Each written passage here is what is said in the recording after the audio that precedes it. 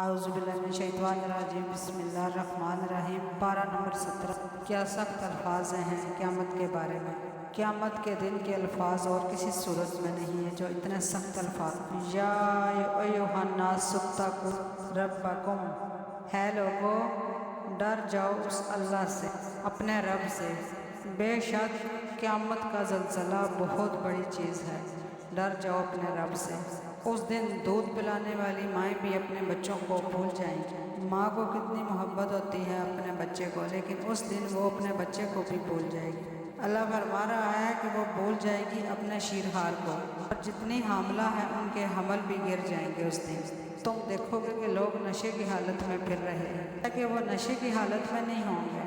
لیکن عذاب شدید، اللہ کا عذاب بھی اتنا شدید ہوگا ان پر۔ سورہ مزمل میں آتا ہے کہ وہ دن ایسا ہے کہ بچوں کو بوڑھا کر دے گا، وہ غم کے مارے بوڑھے ہو جائیں گے، اتنی سختی کے عالم میں۔ صحیح مسلم میں آتا ہے 1.25 میل کے فاصلے میں آگ برسا رہا ہوگا سورج، اور زمین بھی اتنی دہک رہی ہوگی۔ اس حالت میں اگر اللہ تعالیٰ کا عرش کا سایہ نصیب ہو جائے تو وہ تو ایسی صورت ہوگی جیسے کسی ایئر کنڈیشن کے نیچے آ گیا۔ یہ کوئی دن ایک دن کا نہیں ہوگا۔ قرآن پاک میں آیا ہے کہ یہ 1000 سال کا ایک دن ہوگا جو قیامت کا دن ہوگا۔ دنیا کی زندگی تو 60 70 سال 80 سال ہے، لیکن وہ قیامت کا دن کتنا بڑا دن ہوگا، کتنے ہزاروں سال ہوگا۔ وہ دنیا میں اتنے گناہ کر کے جائے گا، وہ ایک دن کیسے گزارے گا جو دنیا کا دن ہے، وہ وہاں اس کو ملے گا عذاب کا، وہ نہیں گزار سکے گا۔ تو 50,000 سال کا دن وہ بندہ کیسے گزارے گا۔ 10 by 10 فٹ کے کمرے میں اگر کسی انسان کو بند کر دیا جائے اور گھبرا سانپ اور بچھو ہوں، اس کمرے کی ڈگری 60 سینٹی گریڈ کر دی جائے تو اس بندے کی کیا حالت ہوگی۔ ابن سعید کی حدیث ہے کہ دنیا کی عذاب سے آخرت کی وہ 70,000 سال کا عذاب ہے۔ دنیا کے سانپ اور بچھو آپ مار بھی سکتے ہو، لیکن آخرت کے سانپ بچھو کیسے مارو گے؟ تو ان کو موت بھی نہیں آتی اور آپ خود کو بھی نہیں مار سکتے، تو زندوں میں ہوگا اور نہ مردوں میں۔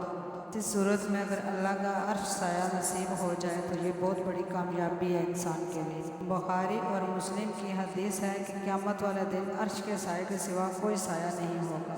اللہ کے سائے کی مراد کہ اللہ کا عرش کا سایہ۔ نبی علیہ السلام نے فرمایا کہ 7 ایسے لوگ ہیں جن کو اللہ تعالیٰ کا عرش کا سایہ نصیب ہوگا۔ پہلے فرمایا کہ عادل حکمران، دوسرا وہ شخص جس نے جوانی میں توبہ کر لی اور اللہ کی عبادت کی، بڑھاپے میں تو شیر بھی شکار کرنا چھوڑ دیتا ہے۔ مسلم بخاری شریف میں ہے کہ جو انسان نماز کے انتظار میں بیٹھا ہوا ہوتا ہے تو وہ بھی نماز کے اندر شامل ہے۔ جس کا ہر وقت دل مسجد میں اٹکا ہوا ہو اس کو بھی اللہ تعالیٰ کا عرش کا سایہ نصیب ہوگا انشاءاللہ۔